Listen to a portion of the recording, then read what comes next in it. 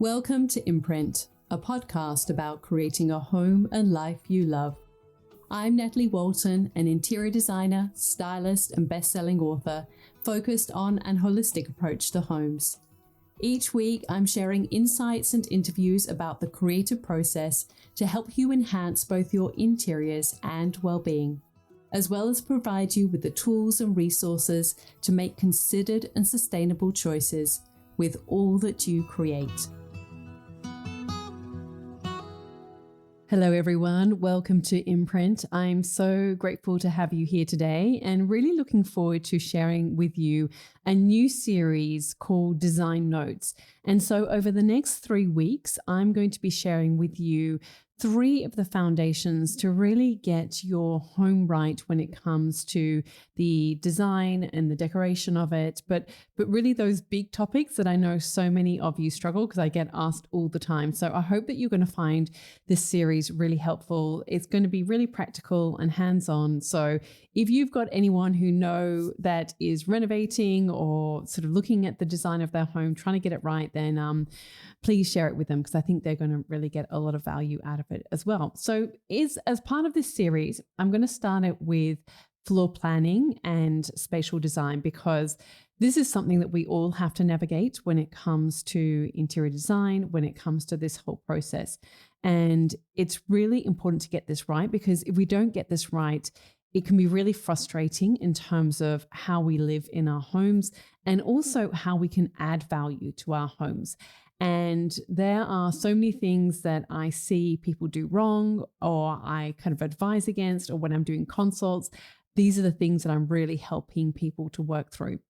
So I've got 10 ideas that I'm going to share with you, and I hope that you're going to find them really valuable. Okay, so let's get straight into it. The first relates to the idea of open concept layouts. Now, I know that these have been around for a long time, but what I see people kind of sometimes overlooking or not getting right relates to the zoning of these spaces. So yes, an open plan layout, it encourages a sense of spaciousness and a flow between spaces. Most typically, we see these in the main living areas. So that connection between the kitchen, the dining room, and the living room. I know in my own home, it is the living room, while it is open plan to the other areas, because it's a step down and a nib wall, it really cuts off the connection between those spaces.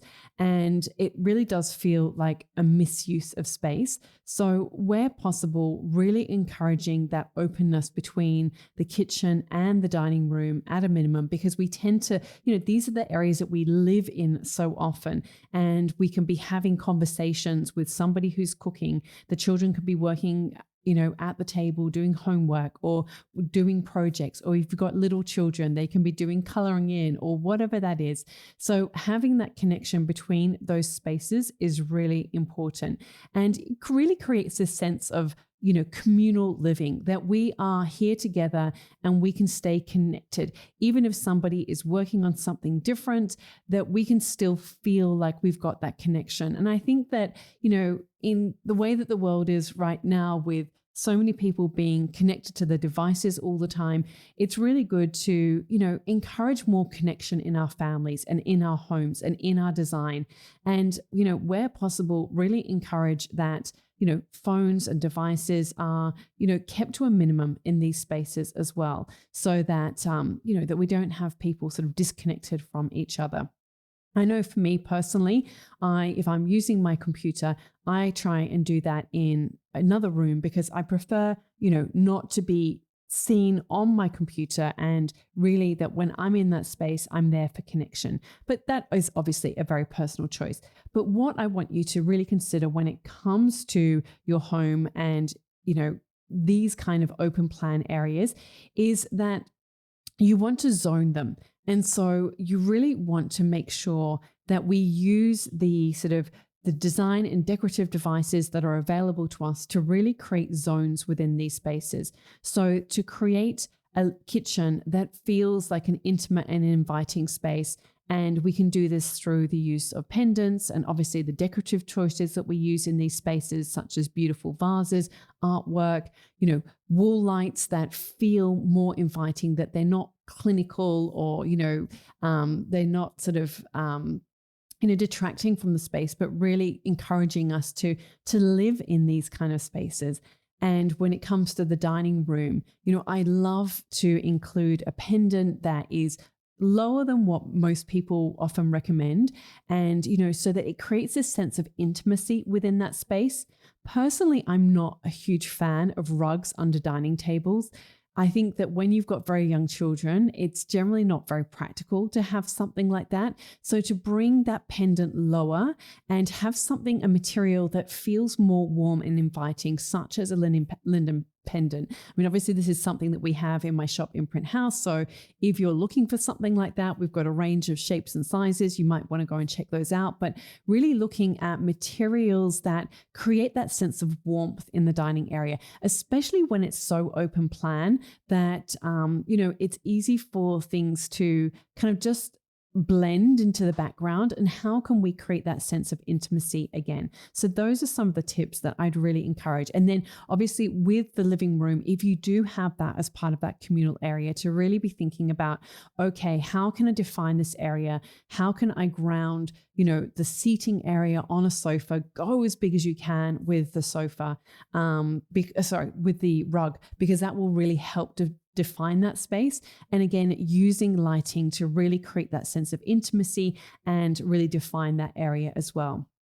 The second area that I really want you to consider when it comes to your floor plans and spatial planning relates to really considering the difference between private and public areas. Now, obviously, we've discussed a very public area, which is that communal open plan living area, but we really want to then consider and differentiate, the private spaces in a home and how we can make them feel different. And, how are we going to get these spaces to connect with the other areas?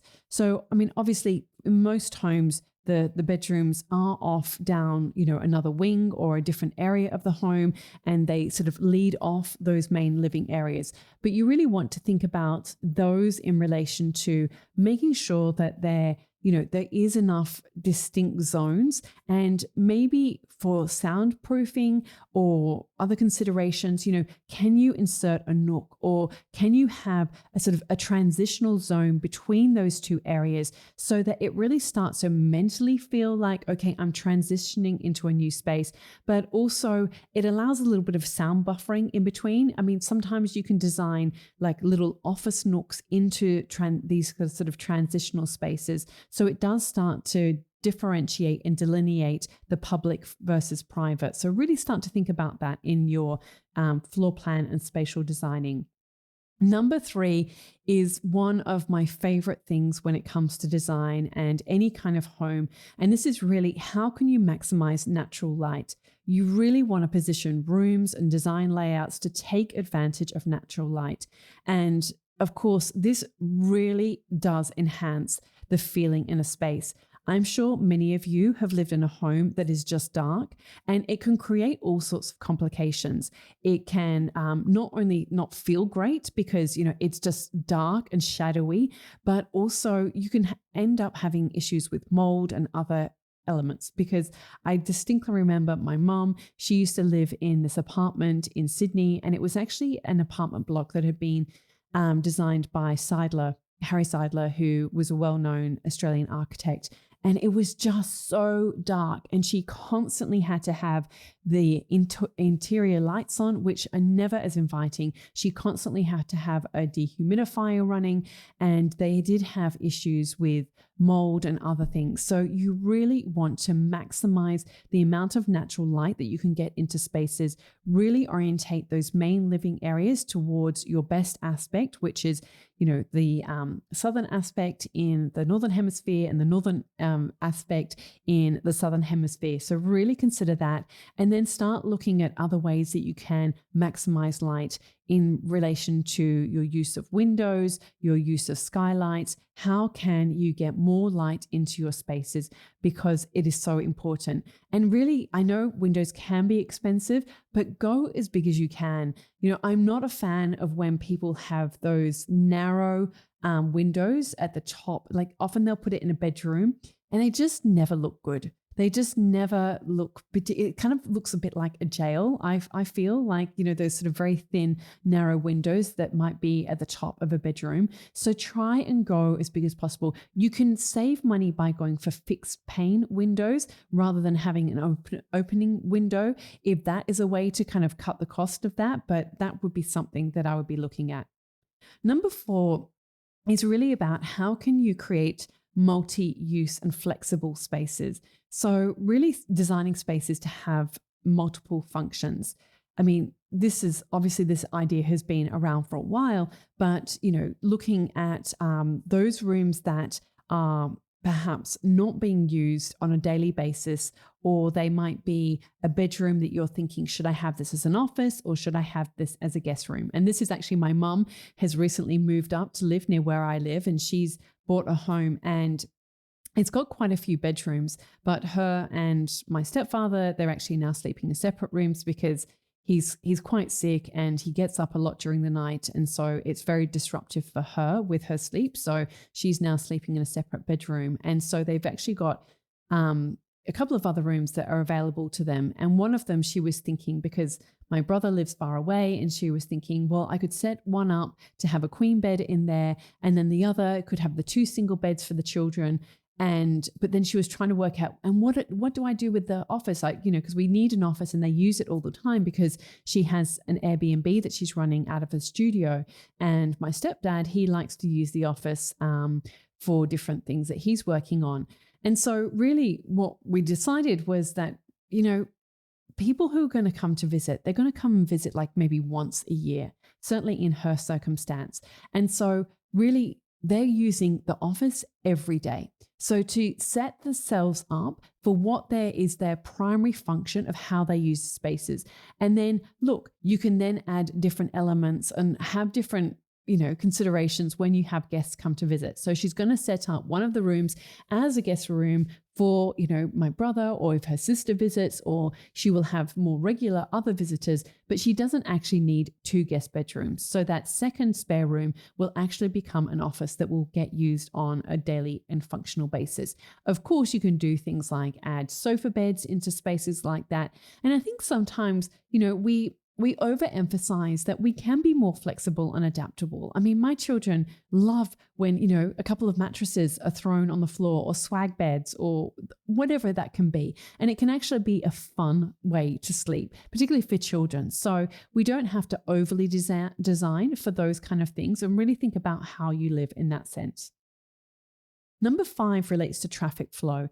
And it's really important that we ensure a smooth flow of movement throughout the home, and really avoid placing furniture or walls in ways that can obstruct pathways. Ideally we want to try and have wide hallways and strategically placed doorways to help maintain good traffic flow.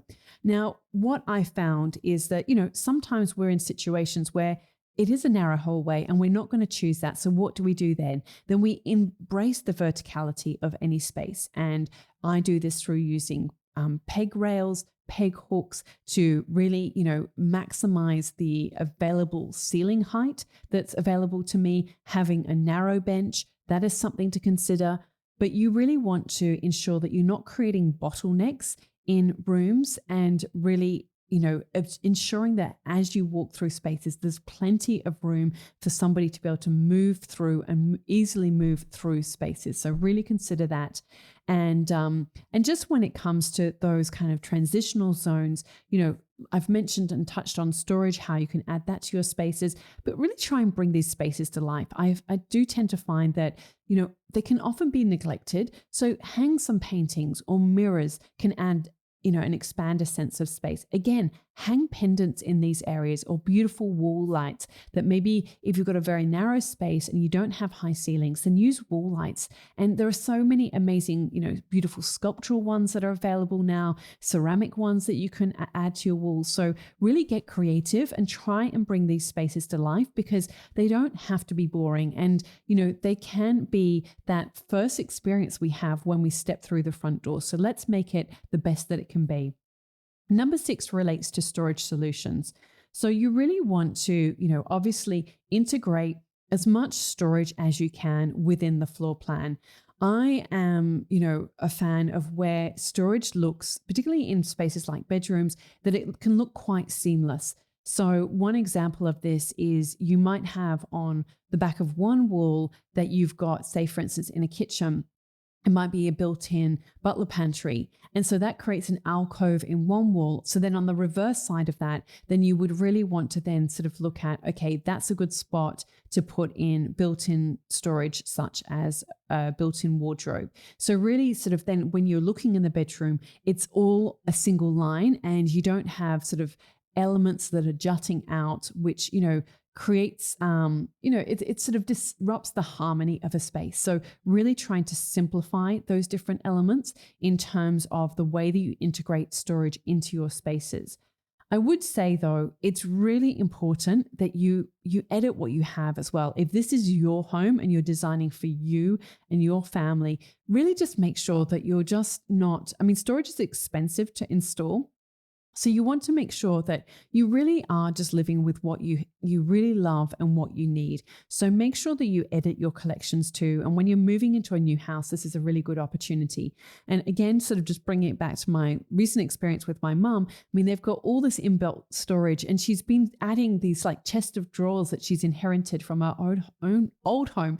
And I said, Mum, do you really need this in here? Because look at all this storage, and there's lots of shelves. And I said, just put baskets in there if you want to use those, when you've got like the cubby holes and maybe it's for underwear, it might be not so practical to be able to use those shelves because you can't reach to the back. Whereas if you put sort of a felt storage basket or something that's soft that can kind of glide quite easily on that shelf, then, you can pull that out and that can act as a drawer on those types of shelves. But really, try not to add just excessive furniture to a room, especially if you've already got inbuilt storage. Number 7 relates to proportion and scale. And this is definitely something that I see people just not getting it quite right.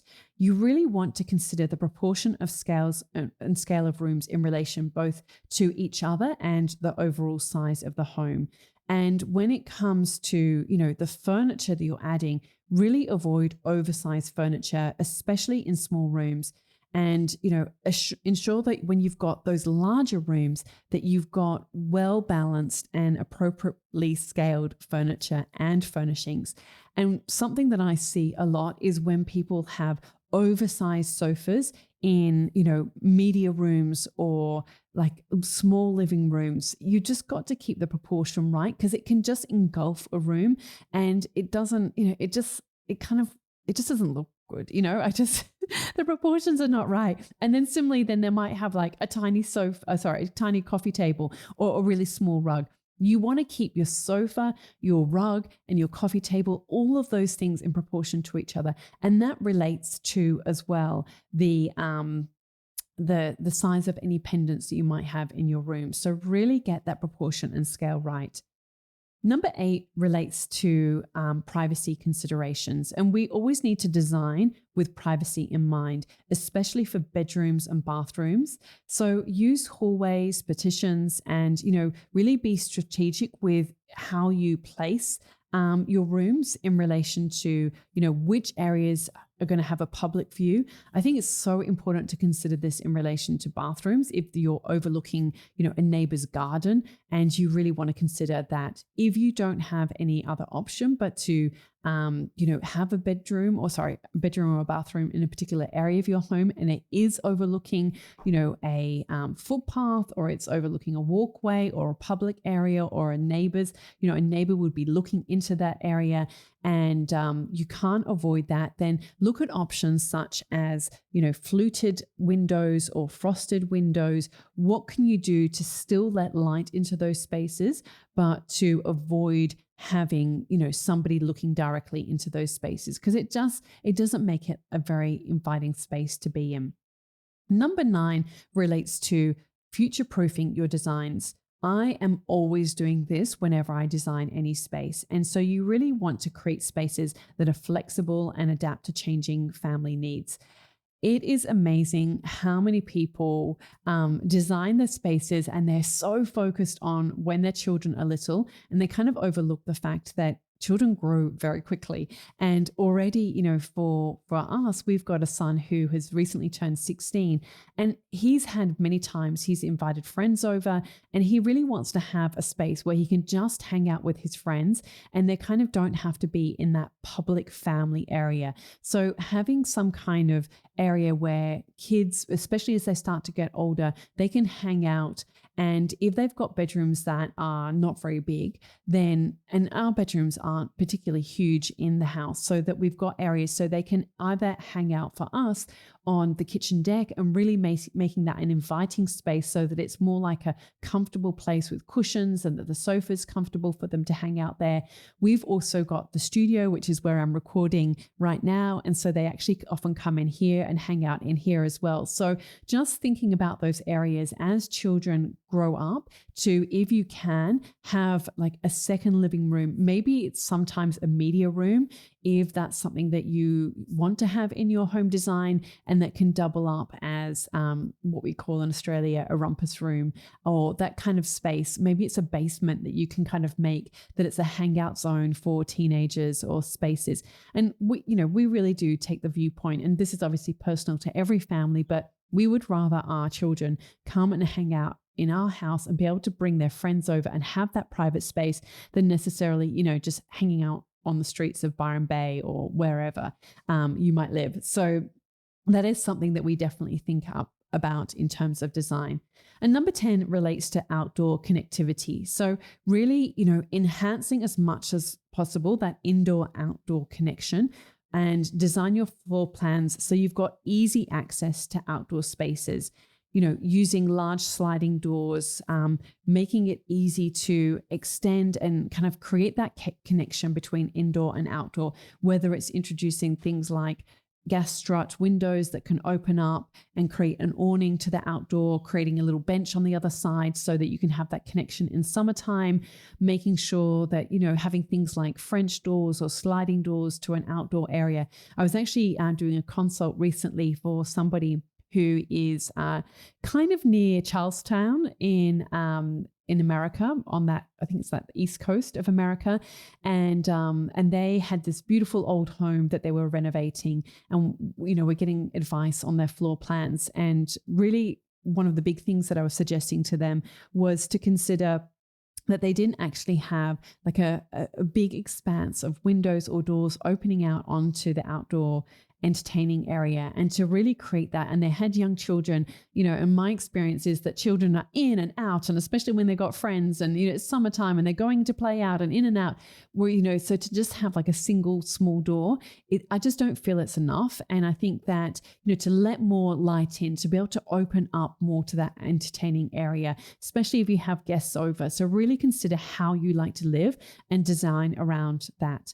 So I hope that these ideas have been helpful for you to consider different elements that you need to consider in relation to your floor plans and spatial design, and really consider that, it's really important to get a really well thought out floor plan that both it balances the aesthetics of your space, the functionality, but also future adaptability. So just to quickly go over again some of the sort of considerations, really thinking about in relation to open floor plans, how can we create zones within those spaces so that we define those areas, but also and using the sort of both the the design of that, but also decorative elements to help define those zones. We spoke about number 2, which was creating private versus public areas and how we can transition to those different zones and really considering sound between the different spaces. Number 3 was all about maximizing natural light and how we can do it and the importance of the orientation of your home, especially for those key living areas. Number 4 was related to flexible multi-use spaces and how we really need to design and set up our spaces for how we live today. And, factor that first before you go too overboard designing for guests that you see once a year. That's my take on it anyway. Number 5 relates to traffic flow and really ensuring that we've got a good flow of movement throughout our spaces. But you also just want to be careful as well that you don't lose too much of your floor plan in relation to hallways either. My mum in this new house that she's moved into, the hallway, one of the things that we all loved about it was that the hallway was wide and really spacious, but it's almost 2 meters wide, if not a little bit wider. And some of the bedrooms she probably could do with just a touch more space. So I think that they've gone a little bit too wide with the hallway. So you don't want to lose space if you're losing it to key areas such as bedrooms as well. That gives you that flexibility to be able to have like 2 single beds and maybe a desk in there. So really consider, again, how you want to live.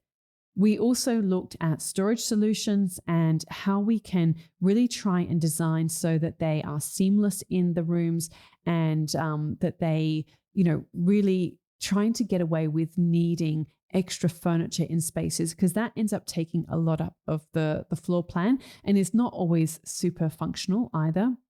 Looking at proportion and scale and really avoiding things like adding massive sofas in small rooms and getting the proportion right between key pieces of furniture such as a sofa, rug, coffee table if it's in the living room, and really want to consider the proportion of scale of rooms in relation to the house overall and also in relation to each other.